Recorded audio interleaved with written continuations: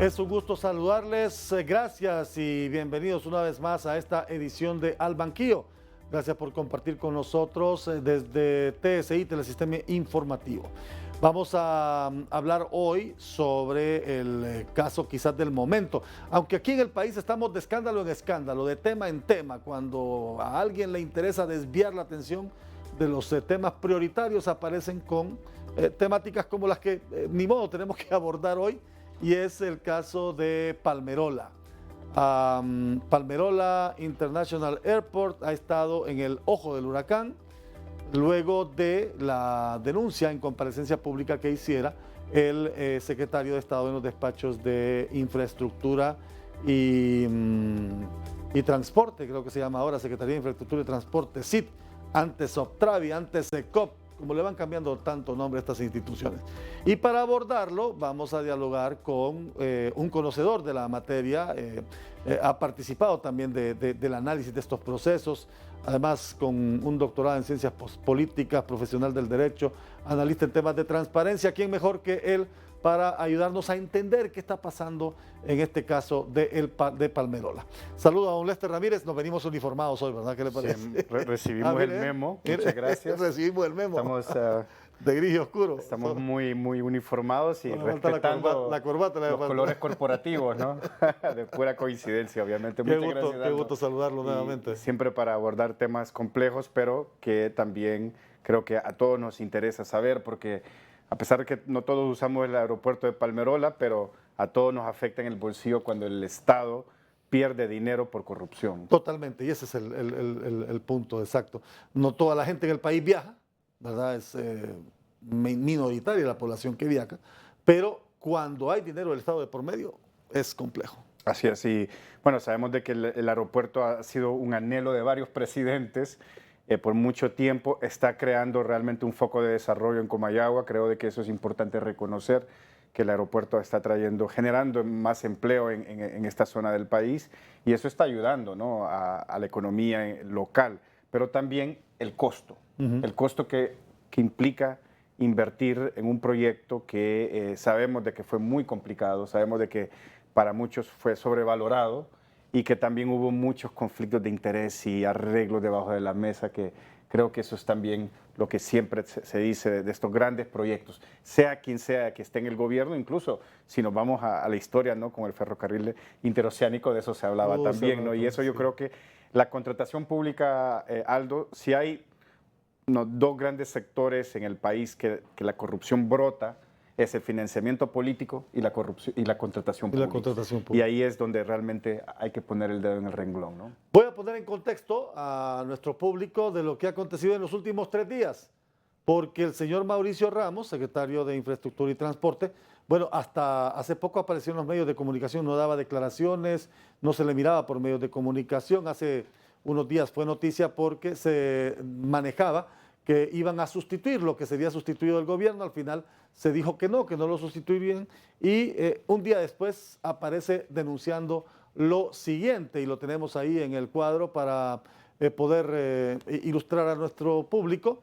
Dijo don Mauricio Ramos en una comparecencia pública, acompañado de otros funcionarios, que el contrato de Palmerola tiene algunas irregularidades en las que refleja que el gobierno pagó 126.43 millones de dólares, y Palmerola International Airport, su inversión fue de apenas de 64.59 millones de dólares, con un total de 181.08 millones de dólares. Sin embargo, la concesionaria se llevó el mayor porcentaje de la inversión. Esto fue parte de lo que dijo el señor Ramos en su comparecencia, que también dejó claro que no seguirá firmando y avalando documentación de las operaciones del aeropuerto de Palmerola, e informó que una comisión del gobierno conformada por 2 personas, no mencionó nombres, viajaría a Miami, Florida, Estados Unidos, para llegar a un acuerdo de negociación o de renegociación, perdón, del convenio de Palmerola International Airport. ¿Qué más se dijo en esta comparecencia? Que se había exonerado al concesionario PIA de todos los impuestos y todas las tasas, que había sobrevaloración de la venta de acciones, y bueno, los 110 millones que fueron aportados con fondos del Instituto Nacional de Previsión del Magisterio. Este fue el argumento, Lester, de la CIT. ¿verdad?, de la CIT. Ahora vamos a ver qué contestó Palmerola, porque inmediatamente PIA respondió a los señalamientos y ha dicho el señor Eric Spears, representante legal de Palmerola International Airport, que se ha tergiversado la verdad, que las obras no fueron regaladas por la concesionaria, sino que pertenecen al Estado de Honduras, como se estableció en la licitación antes de su firma. Y dijo textualmente: nosotros como concesionarios no estructuramos una licitación público-privada, no elaboramos el contrato, eso fue responsabilidad del Estado. Nosotros nos ajustamos a lo establecido. Sin embargo, hasta el día de hoy el Estado no ha cumplido con todas las obras que se establecieron en la licitación. Sigamos. Entre otras cosas, dijo el señor Spears que el contrato establece la posibilidad de que el proyecto sea operado por una empresa con experiencia o con un socio operador, y en este caso el Munich International Airports, y que se le han remitido al señor Ramos cerca de 170 oficios a los que no ha respondido y que ahora salió públicamente declarándose en rebeldía. Esto es una omisión y una falta a los deberes de los funcionarios. La falta de respuesta a estos oficios está causando pérdidas a la concesionaria, dijo el señor Spears. Y tenemos, creo, otra lámina ahí de antecedentes para ir ya con nuestro invitado. En diciembre del 2021, aún siendo presidenta electa de Honduras, la señora Xiomara Castro dijo que el contrato con Palmerola debía ser sometido a revisión y modificación. En mayo del 2022, el Congreso nombró una comisión especial que prometió que en junio de ese mismo año entregaría un informe. Pero bueno, un año después, esto no ha ocurrido. Todavía la comisión que está incorporada ahí por don Harry Dixon, creo que está la abogada Maribel Espinosa, está también el diputado Ramón Barrios, no han presentado después de un año este informe. Y eso dice entonces, ¿para qué se nombra una comisión si no se va a investigar? ¿Cómo ve todo esto en menos de 3 días? Bueno, yo creo que hay algo importante que explicarle a la audiencia, Aldo, y es que estos contratos son concesiones y esto implica de que el Estado, nosotros como población, somos dueños del aeropuerto, ¿no? Eso es el primer país, paso. sí, nosotros como país. Sí. En otras palabras, lo que hace el Estado es que externaliza el manejo, la administración, el mantenimiento, todo lo que es la operación del aeropuerto a un ente privado. Ahora bien, aquí es donde viene la parte de la supervisión de esta concesión.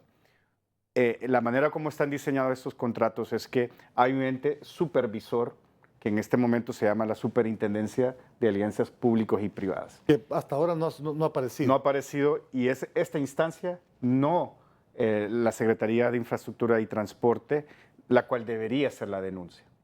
Y esta instancia es la que también le compete aplicar las multas en caso de que la concesionaria, que en este caso es PIA, incumpla con cualquier obligación contractual que tenga en este momento. Así es como es legalmente el canal y así es como institucionalmente es el canal. En este caso, la Secretaría de Infraestructura y Transparencia es el cedente. ¿Y transporte? Perdón, de transporte. Sí. Es el cedente siempre, yo con transparencia. Pero es el cedente. Eso quiere decir que es prácticamente el beneficiario de este proyecto. Pero quien realmente debe supervisar esta administración es la superintendencia. Y es ella la que debería estar enviando informes al Congreso, en el caso de que una comisión legislativa está nombrada, y es ella la que en todo caso también debería estar aplicando multas, porque tiene la facultad de aplicar multas, y multas para exigir cumplimiento del contrato. Y multas muy onerosas también, es decir, hay incluso garantías de cumplimiento también. Y todo esto le afecta el riesgo reputacional al concesionario. Y una instancia como Munich International Airports o el apoyo técnico que recibe PIA también se fija en este tipo de relaciones y de incumplimientos para brindar asesoría. Entonces, hay una cadena de riesgos reputacionales, o sea, todo el mundo se cuida mucho la imagen, ¿no? Entonces, especialmente que no estamos hablando de empresas que tienen presencia internacional. Eso es por un lado. Y el otro lado, creo que es muy importante también que cuando se nombran estas comisiones que va a ir a hablar con Lenir Pérez, tendríamos que ver realmente si Lenir Pérez es el representante legal. Eso lo dijo el señor Spears hoy en una comparecencia, que Lenín Pérez no era el representante legal de Palmerola, sino que era él. Y en ese caso, Lenín Pérez lo único que va a hacer es remitirlo al representante legal, es decir, como que venga alguien aquí a la empresa queriendo hablar con usted y usted dice, yo no soy el representante legal de Televicentro, vaya a hablar con el señor representante legal. Entonces me parece que ahí hay una distorsión, no sé por qué, porque yo creo de que para ser secretario de Estado uno tiene que tener una capacidad ¿no? de conocimientos y experiencia, y además tiene un grupo de asesores legales que le dan también este tipo de consejos y de vías para dónde tiene que evacuar todos estos procesos. Entonces, eso también hay que ponerlo en la mesa, de que deberíamos tener también un poco de coherencia en estos mensajes. Si hay una denuncia de parte de la CIT, que la presente ante la Superintendencia de Alianzas Público-Privadas y que esta instancia investigue. Si hay un acto criminal por parte de, ¿no? acto ya sea de corrupción o de tráfico de influencia, bueno, está también el Ministerio Público, está la UFERCO, donde también se puede presentar estas denuncias. Entonces, eso hay que tomarlo muy en cuenta también, que hay canales institucionales que ya la ley establece. Una secretaría no puede ser, en este caso, ni el verdugo ni el juez, ni el que va a aplicar la multa, ¿no? Sino es que hay instancias que ya se saben que tienen que respetarse, y por eso estamos en un Estado de Derecho. Y entonces, para entender, porque es claro que el ente supervisor de estos contratos es la superintendencia. Así es. ¿Verdad? La superintendencia tiene su comisionado titular que debe darle seguimiento a esto. Si es la superintendencia, ¿por qué la CIT hace la denuncia? Uno. Y dos, ¿es correcto entonces que Palmerola, a través de su representante legal, gire oficios hacia la CIT y no a la superintendencia? Bueno, dependiendo cuáles son las condiciones en el contrato y cuáles son los canales en el contrato, ¿no? Generalmente la Superintendencia de Alianzas Público y Privadas, el tipo de comunicaciones que va a tener es en función a la supervisión, a las auditorías, al cumplimiento del contrato. Pero si ya son elementos de, por ejemplo, ¿no? un permiso para abrir una nueva terminal o un permiso, ahí es la CIT, porque la CIT es el rector, se puede decir, de todo el sistema de infraestructura pública del país, ¿no? En este caso, entonces, lo correcto debió ser que el señor Ramos acudiera con la documentación ante la superintendencia. Así es. Que no saltara esa tranca. Así es, porque de igual, ¿no? De nada le va a servir hacer la denuncia si no hay una investigación técnica. Más que dejar el escándalo ahí. Así es. Tiene que haber una investigación técnica, y usualmente en estos tipos de contratos que estamos hablando, como vimos en la pantalla, de millones de dólares, usualmente también hay auditores internacionales que hacen este tipo de evaluaciones y de mediciones y revisan realmente el nivel de cumplimiento, y eso es también algo que siempre el Estado de Honduras ha fallado. Hace una denuncia, y esto se ve en otros tipos de contratos, pero usualmente la práctica y la buena práctica internacional es que hay un ente externo que apoya en la investigación, llámese, ¿no? una agencia que se encarga de revisar y dar evaluaciones y mediciones a proyectos de infraestructura, pero también a grandes empresas concesionarias, como en este caso de Munich International Airports. Entonces, creo que también estamos obviando de que debe haber una especialización técnica que realmente evalúe el proceso, el proyecto, cómo se está cumpliendo y los antecedentes. Estos antecedentes que se hablan también son antecedentes del gobierno anterior. Acordémonos de que todo este contrato pasó por el Congreso Nacional. Pasó por el Congreso. Ahí habían, en ese Congreso Nacional, habían diputadas y diputadas del Partido Libertad y Refundación, y yo creo que también ese era el momento de sonar las alarmas, ¿no? Porque el ente del Congreso Nacional es el que constitucionalmente también debe revisar esos contratos, ¿no? Voy a ir a la pausa, pero vamos a regresar para seguir analizando estos temas, y también quiero que el abogado Ramírez nos cuente qué pasa con esas alianzas públicos-privadas, porque cada vez que se habla de una APP, pareciera que se dejan abiertas muchas puertas que al final complican las negociaciones del Estado con concesionarios. Regresamos junto al abogado Lester Ramírez aquí en Al Banquillo. La gran mayoría, incluso mi persona, hemos aprendido de manera empírica, pero en las universidades en Derecho no están enseñando contratos de alianzas públicos-privadas. En las carreras de ingeniería, en las carreras de cualquier tipo de ciencia dura, no están enseñando cómo se formulan y diseñan proyectos de alianzas públicos-privadas.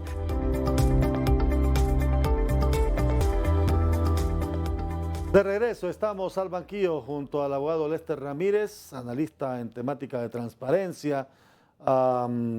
Vamos a seguir hablando sobre este tema de Palmerola.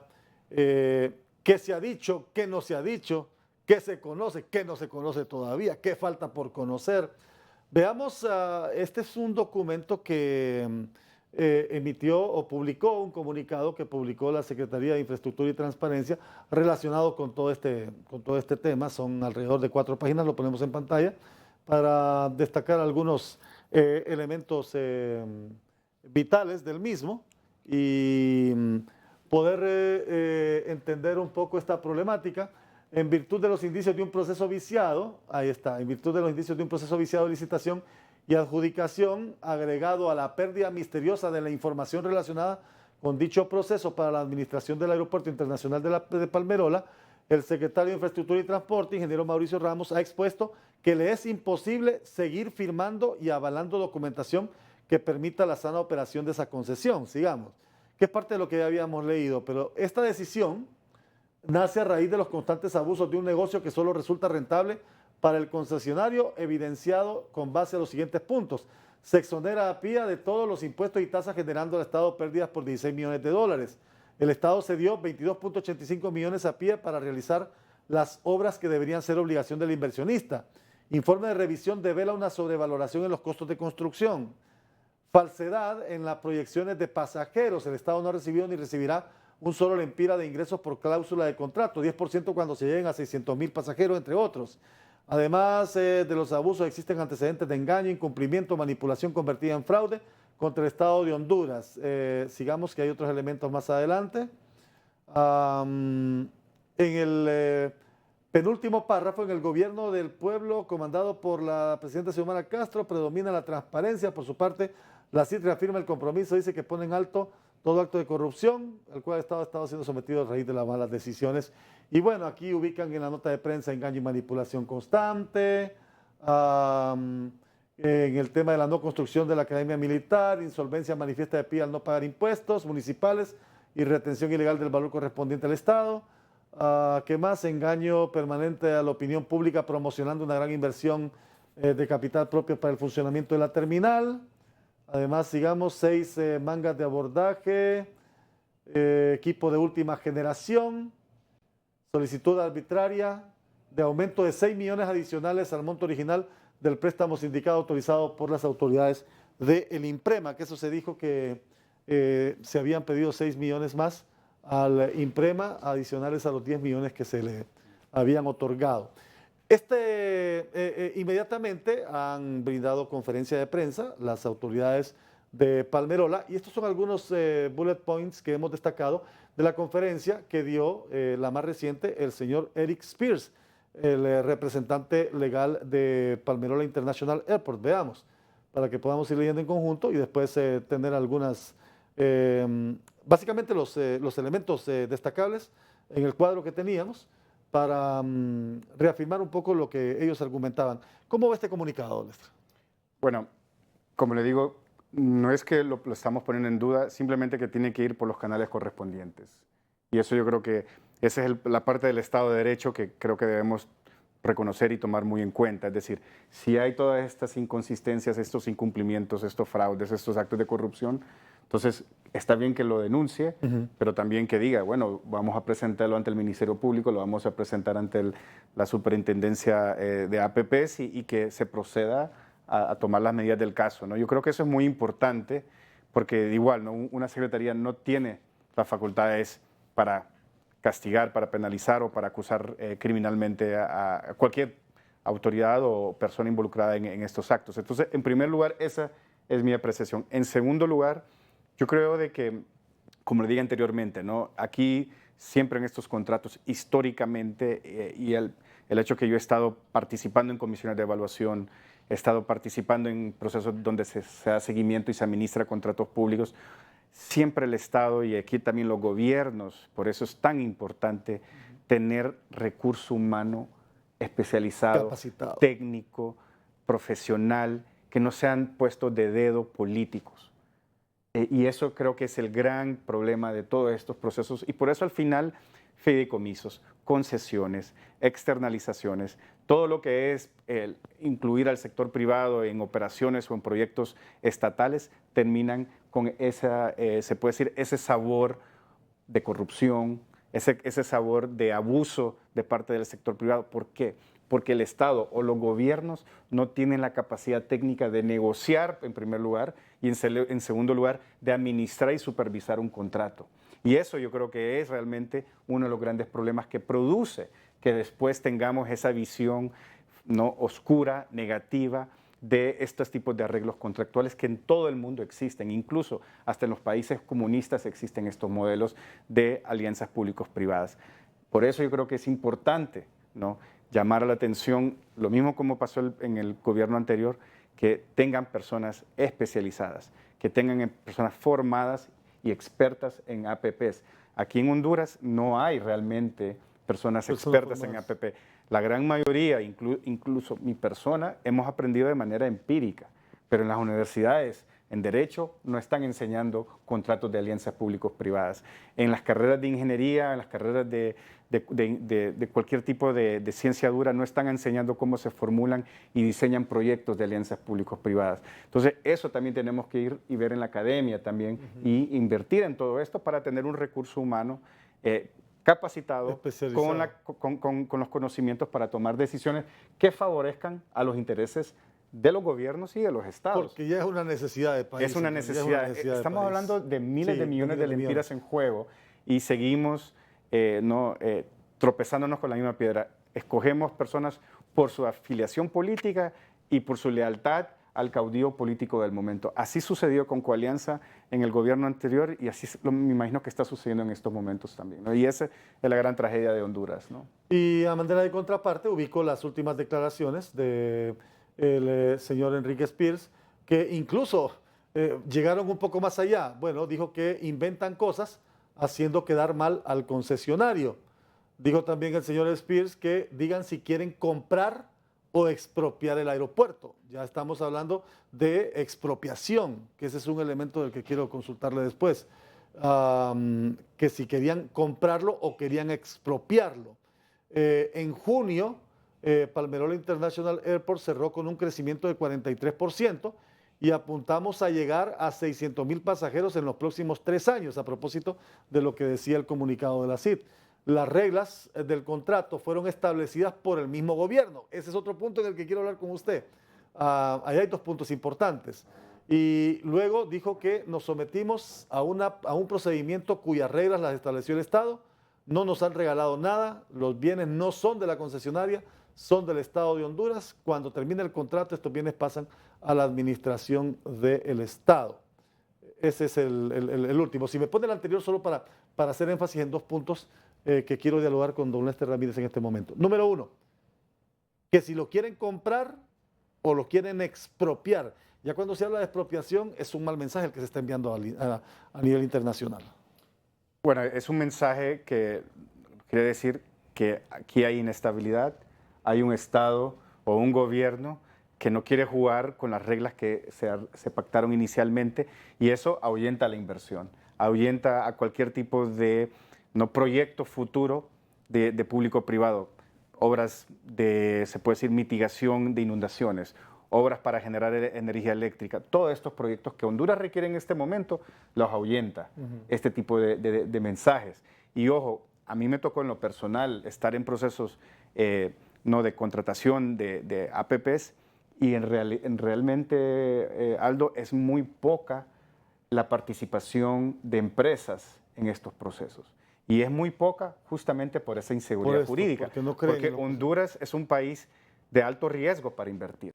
Pueden obtener una renta muy, muy interesante, pero no invierten aquí las grandes transnacionales de infraestructura. Usted no está viendo una inversión, ¿no?, de empresas españolas que son reconocidas por el trabajo que hacen en infraestructura, sino que estamos viendo muchas veces gente que se asocia, hace consorcio, algunos bancos, algunas empresas sudamericanas, pero Honduras no es atractivo justamente por esto. Usted no está viendo en las licitaciones de este tipo de proyectos ¿no? una gama amplia de oferentes. Generalmente son 2 o 3 que porque no confían en los participan. procesos, porque desconfían o porque tienen temor de que en el camino vayan a cambiar las reglas. Porque muchas veces las grandes empresas también que tienen su experiencia y conocimiento hacen su análisis de riesgo. Y en sus países también, especialmente en países europeos, las firmas internacionales que están inscritas en países europeos bajo la Unión Europea también tienen ¿no? mandatos anticorrupción, es decir, no pueden participar en países que son conocidos por su corrupción porque obviamente muchas veces en estas licitaciones les ofrecen coimas y o son obligados a ofrecer coimas para participar también o para ganar una licitación. Entonces también hay convenciones antisoborno que también tienen que revisar ellos. Bueno, el caso más claro, Hondutel, ¿se acuerdan? ¿No? Con el caso también de lavado, bueno, no el lavado. Sí, no, ese era el tráfico gris. Tráfico gris, ¿qué pasó? Gris, sí. ¿Quiénes terminaron en la cárcel? Sí. ¿Verdad? Los que ofrecieron el soborno, sí. ¿verdad? Y los que dieron el soborno, perdón, pero el que ofreció el soborno, no. Entonces, esos son los temas que nosotros estamos viendo, que en Honduras este tipo de mensajes lo que hace es que, primero, ahuyenta la inversión y los que vienen a invertir son los que están dispuestos a jugar el negocio sucio, ¿no? Voy a ir a la pausa, pero cuando regresemos hablamos de ese segundo punto en el que dice el representante de Palmerola, el Estado puso las reglas del juego. Nosotros nos sometimos a las reglas del juego que puso el Estado. Vamos a la pausa y regresamos. Es como que diseñamos la casa y usted dice, ok, ahora quiero otro piso más. Así es como lo hace el Estado. Pero el gobierno en ese momento sabe de que ese diseño está desactualizado. Pero ¿qué le dice al contratista? Ok, yo sé que este diseño está desactualizado, parte del contrato es que me lo actualices. Pero además de eso, ahí quiero recibir mi primera coima. Gracias por compartir con nosotros esta edición de Al Banquillo a través del telesistema informativo TSI. Nos quedamos junto a don Lester Ramírez esperando para poder dialogar sobre ese segundo elemento que está en las declaraciones que reproducimos a manera de puntos específicos del señor Eric Spears, que hablaba que el gobierno, ese precisamente, que fue el gobierno, que las reglas del contrato fueron establecidas por el mismo gobierno. Y eso es, no solo en este caso, pasa en varios contratos que el Estado hace, y me refiero a Estado como país, no a un gobierno específico, en energía, en carreteras, en otros proyectos de infraestructura, medicamentos, en medicinas, ¿verdad? En compra de equipos. Las reglas del contrato las pone el Estado. ¿Qué pasa en el camino? Bueno, muchas veces, y especialmente en temas de infraestructura, por ejemplo, hay prácticas corruptas que uno ya las puede olfatear, y es, por ejemplo, cuando se hacen los diseños de obra. Y ahí es donde empieza la corrupción. Una carretera o una obra de infraestructura, un proyecto gris, siempre tiene un diseño, ¿no? Y lo hacen arquitectos, ingenieros, personas especializadas en el diseño. Y lo que suele suceder muchas veces es que el Estado tiene diseños desactualizados. O viene alguien y se le ocurre, bueno, miren, ahora queremos esto, lo otro. Sin embargo, lo que mandan a licitación es el diseño viejo, el diseño desactualizado. No lo actualizan. Entonces, una vez que adjudican el contrato, le dicen al que fue adjudicado, al contratista. Perdón, que tal vez son diseños que se hicieron 10 años anteriores, 10, 20 años atrás, 15 años atrás. Sí. 10, 20 años atrás. Es como que diseñamos la casa y usted dice, ok, ahora quiero otro piso más. Así es como lo hace el Estado. Pero el gobierno en ese momento sabe de que ese diseño está desactualizado. Pero ¿qué le dice al contratista? Ok, yo sé que este diseño está desactualizado, parte del contrato es que me lo actualices. Pero además de eso, ahí quiero recibir mi primera coima en la actualización de ese contrato. ¿Por qué? Porque te estoy incrementando el valor del contrato. Y aquí es donde quiero entrar, donde está el truco también. Muchos de estos contratos incluso el de Palmerola se incrementó enormemente, no sé en cuánto por ciento, pero más del 20%. Las buenas prácticas internacionales, y eso se lo digo porque estuve yo en el proceso de reconstrucción post-Mitch, trabajando con proyectos de reconstrucción, es que no se puede superar un 20% al monto inicial del contrato. Entonces, muchos de esos contratos terminan 40, 50, 70% del monto inicial. Y eso, hacer tantos incrementos, le demuestra a uno de que no hubo una planificación clara, pero más allá de que no hubo esa planificación clara, es que también hay arreglos por debajo de la mesa. Y ese es ahí donde entran todos estos temas de corrupción, ¿verdad? Y se sobrevaloran los contratos, se termina pagando mucho más, las obras se ejecutan en tiempos que se extienden lo que realmente el contrato establecía, y al final quien termina golpeado es el ciudadano porque no tiene el servicio público, no tiene la carretera, se vuelve a inundar estas obras en Valle de Sula, por ejemplo, con los bordos. Todo esto este es el resultado final, ¿no? Obras mal hechas, ¿por qué? Porque hay corrupción de por medio, ¿no? Y cuando se establece un contrato, el contrato estipula punto por punto cuál es mi obligación como contratante, cuál es la obligación de la empresa contratada. O sea, ese es el punto. Ahora, dígame si sí o no se agregan adendas, se agregan acuerdos, en el camino se modifican los contratos, una vez otorgados se van relacionando, se pueden entrar en modificaciones, adendas que trastocan lo acordado inicialmente. ¿Qué pasa ahí? He estado en mesas donde esos temas se hablan, y he estado en conversaciones donde dicen, el secretario de Estado o el presidente de gobierno quiere que este proyecto se inaugure en tal fecha, porque en ese momento estamos en campaña. Entonces, ¿qué hacen? Bueno, el contratista dice, bueno, yo necesito más tiempo, más dinero, porque necesito contratar más gente, necesito comprar más material, tengo que ponerme a trabajar mucho más rápido en todo esto y necesito dinero. Ok, te damos el dinero, pero asegurarnos que lo tengas para tal fecha, y esa fecha nos va a beneficiar electoralmente. Y así han sido algunos arreglos, ¿no? En otros casos, obviamente, es, como le digo, el Estado y el servidor público del Estado, una de las grandes debilidades que tiene el Estado, puede hacer las licitaciones, pero ya cuando toca administrar el contrato, especialmente contratos que trascienden gobiernos, ahí es donde se le pierde el hilo, porque nadie se responsabiliza de la administración del contrato, nadie está supervisando la obra, nadie está viendo la calidad de la obra, nadie está viendo, por ejemplo, que si el contratista realmente está cumpliendo con los derechos laborales de las personas que contratan, especialmente los trabajadores. Entonces, estos son temas que al final también el Estado paga por su negligencia y su incapacidad. La administración de los contratos, para mí, es una de las debilidades más grandes que tiene la contratación pública, porque todos ponemos la mirada a la licitación, pero como usted dice, las adendas se hacen en la administración del contrato. Claro. Los cambios de obra se hacen en la administración de contrato. El incremento de montos se hace en la administración de contratos.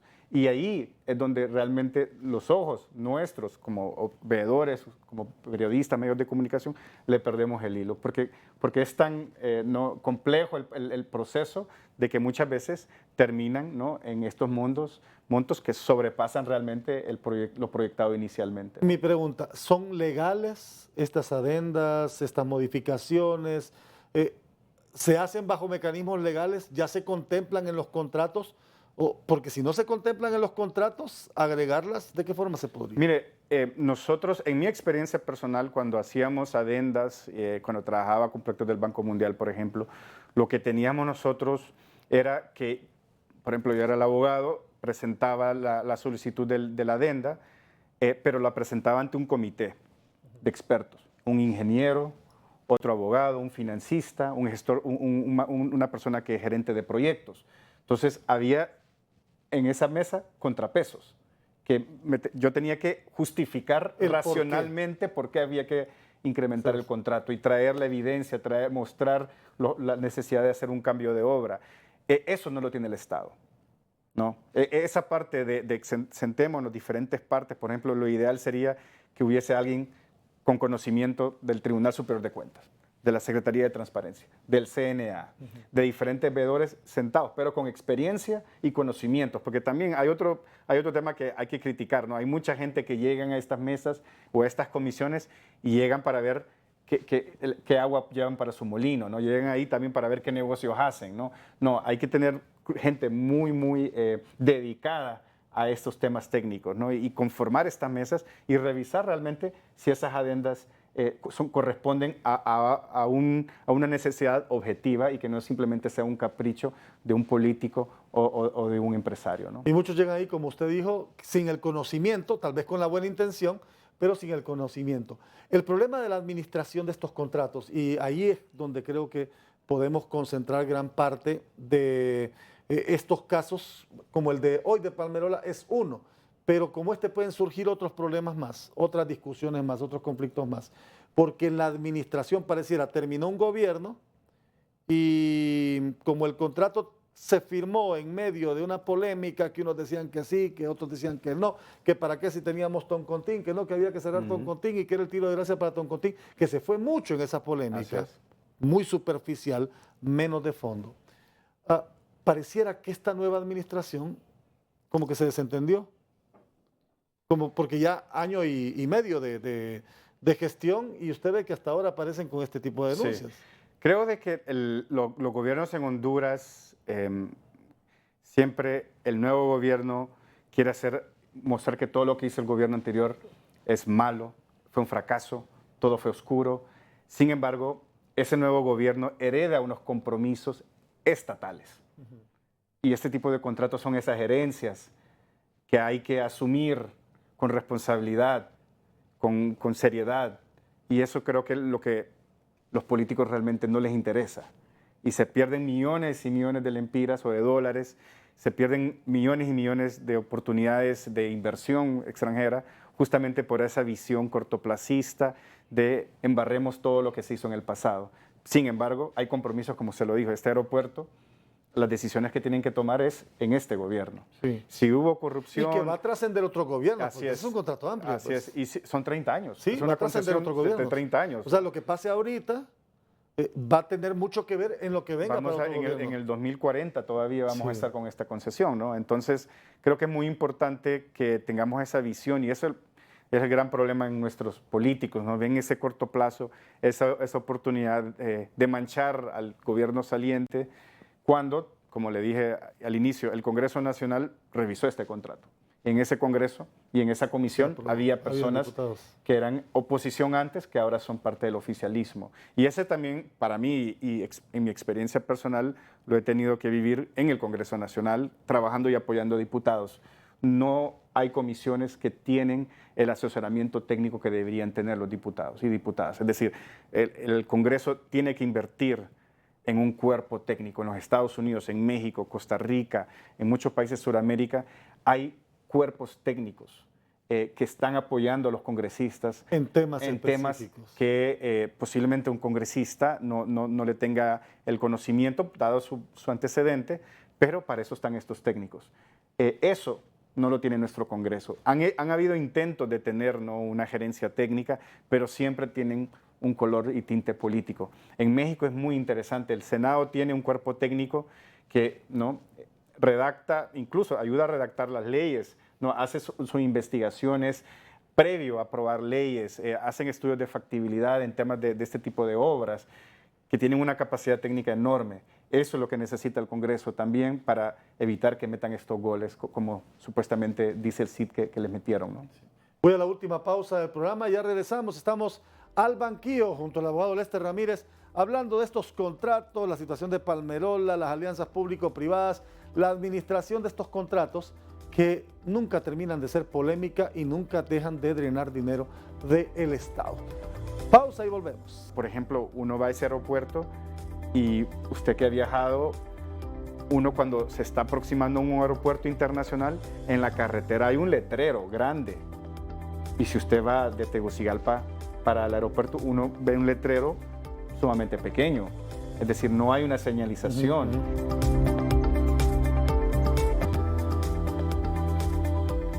Seguimos al banquillo, gracias por continuar con nosotros en esta edición. Vamos a la última parte del programa, pero hablando de la administración de los contratos. La CIT, en uno de sus apuntes en los comunicados, dice, vamos a acudir en busca de una renegociación del contrato. Palmerola dice, ni modo, tendremos que acudir al arbitraje porque hemos mandado 170 oficios y no nos han contestado ninguno, no hemos tenido comunicación. Y ahora el ministro dice que se declara en rebeldía y no va a firmar nada. Entonces hay un conflicto ahí, concesionante y concesionario. Ojo, la rebeldía en este tipo de contextos no se declara, ¿no? La rebeldía se declara, ¿no?, en contextos en materia mercantil o civil, o sea, cuando hay un proceso judicial, pero un ministro que tiene funciones y tiene unas responsabilidades y un mandato de ley no puede decir me cruzo los brazos acá, sí, ¿no?, y dejo que el proceso continúe. Eso suele suceder no voy a firmar nada en procesos legales. Lo que usted dice es un escenario, ¿no?, muy próximo, pero si hacemos una revisión de la capacidad que ha tenido este gobierno de renegociar contratos con las térmicas, por ejemplo, y con los generadores de energía eléctrica, ha sido muy complejo. No llevamos la de ganar. Sí, y yo creo que está bien, hay que revisar si hay condiciones que se puedan revisar y que se puedan mejorar para beneficiar no al gobierno, sino a los usuarios del aeropuerto, sí, ¿verdad? Por ejemplo, uno va a ese aeropuerto y usted que ha viajado, uno cuando se está aproximando a un aeropuerto internacional, en la carretera hay un letrero grande. Y si usted va de Tegucigalpa para el aeropuerto, uno ve un letrero sumamente pequeño. Es decir, no hay una señalización.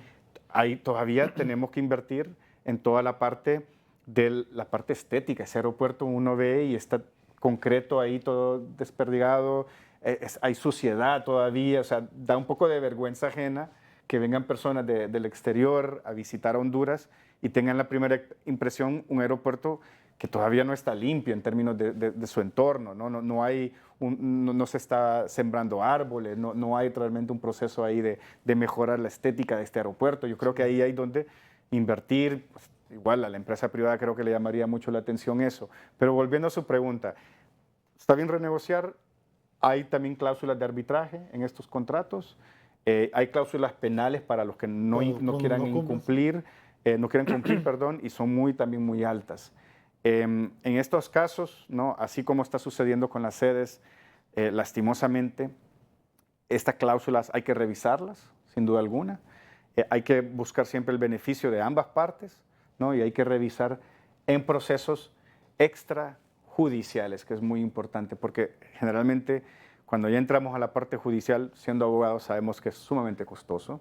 Sí. Sabemos que toma bastante tiempo. El tiempo también, sí. ¿Verdad? Y además de eso, no le garantiza a usted que va a tener realmente una victoria, ¿no? Entonces yo creo que en estos procesos, cuando se negocia, se busca una salida win-win donde cada uno sacrifique algo, pero que al final se sientan que se lleva algo a la casa también, ¿no? El manejo adecuado, la administración adecuada del contrato. Así es. Debe aparecer, debemos hacerle el llamado a la superintendencia de APPs para que aparezca, que no siga desaparecida en este caso. La concesionaria tiene una obligación de brindar informes.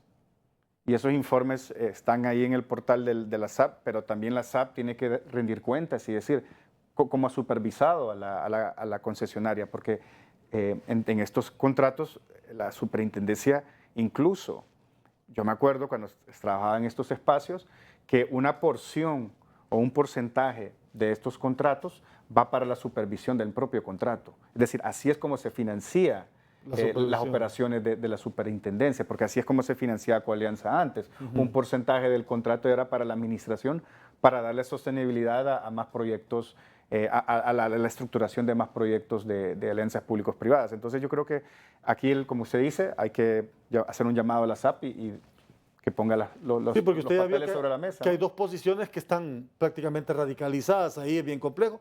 Uno dice, no voy a firmar. Y otro dice, bueno, dígame si quiere comprar, pues y evaluamos, reevaluamos, sí, y le vendo, o dígame si me lo va a quitar.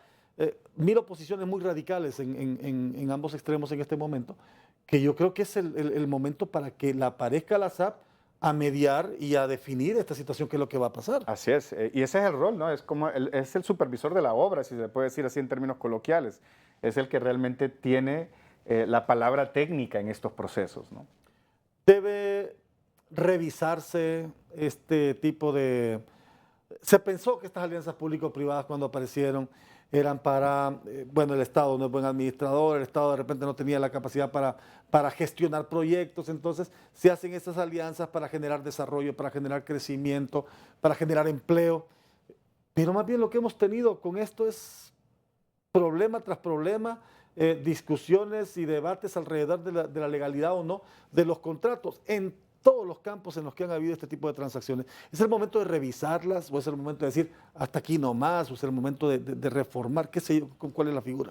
Mire, yo siempre digo, Aldo, en estos contextos que las instituciones son tan fuertes como las personas que las mantienen. La institución de la APP, de las concesiones, es una figura legal que funciona en muchos países. El problema en Honduras son dos cosas, la corrupción y la politización de las decisiones. Mientras usted no tenga la corrupción de por medio y mientras usted no tenga intereses políticos en las decisiones técnicas, usted va a tener un modelo público-privado que funcione a la maravilla. Así funciona en Chile, funciona en Inglaterra, funciona en los Estados Unidos, funciona en México. En todos lugares hay carreteras concesionadas. Sí, ¿no? sí, sí. Y funciona bien siempre y cuando no quieran meter mano en cómo se recibe el dinero, qué coimas me vas a dar, o tener conflictos de interés. Ok, se va a formar esta empresa, dame participación y así también yo me gano mi tajada con la contratación del Estado, que así ha sucedido muchas veces también en el sector energía en Honduras.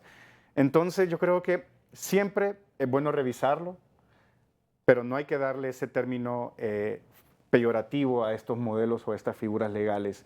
Lo peyorativo, como le digo, es cuando se politizan las decisiones, cuando la corrupción entra de por medio. Por eso no es que hay que revisarlas y eliminarlas en un plan ideológico, ¿no? De cumplirlas. Sino entonces. es de implementar los controles Tal como necesarios y por otro lado tener el recurso humano técnico, especializado y autónomo para tomar las decisiones. Es ahí donde está entonces el detalle. Ahí donde está el detalle. El modelo no es malo, Son las personas. pero son las personas las Así que complican este asunto. Así es. ¿Hacia dónde vamos entonces con estos procesos? ¿Qué es lo inmediato que se debe de hacer? Bueno, yo creo que lo inmediato es, si hay esta denuncia, yo creo que, bueno, el señor ministro está en sus facultades de presentarla ante las instancias correspondientes. Por parte del concesionario, yo creo que es importante que si el ministro no los escucha, que muestre los documentos ¿no? al público y que se abra hacia una auditoría internacional, como mostrar realmente, como le había dicho la persona que habló en el pronunciamiento Spears, creo, que son abiertos a la transparencia. Entonces, que se abra una auditoría internacional para mostrar de que estos procesos se han hecho bien y que todo lo que los costos representan realmente una necesidad objetiva del proyecto. Y así brevemente, a estas alturas, después de un año, ¿el informe del Congreso estará actualizado o estará desfasado? Mire, yo creo que el Congreso lo que necesita es apoyarse técnicamente. A mí me han consultado y eso es lo que yo les dije también, ¿no? Ustedes necesitan apoyo, este es un tema muy complejo, así son como los contratos de energía, ¿no? Son sumamente complejos, es un grupo muy especializado de profesionales que conocen esto y no nos podemos ir por las pasiones ideológicas y políticas porque al final quien sale afectado es el hondureño de pie, ¿no? Lester, le agradezco mucho. Orden, Aldo. Qué gusto Siempre. saludarlo nuevamente y poder dialogar sobre estos temas con el abogado Lester Ramírez, analista en temas de transparencia. Esperamos que haya otra ocasión. No, como siempre, siempre. Gracias a ustedes por su sintonía y nos encontramos en la próxima de Al Banquillo.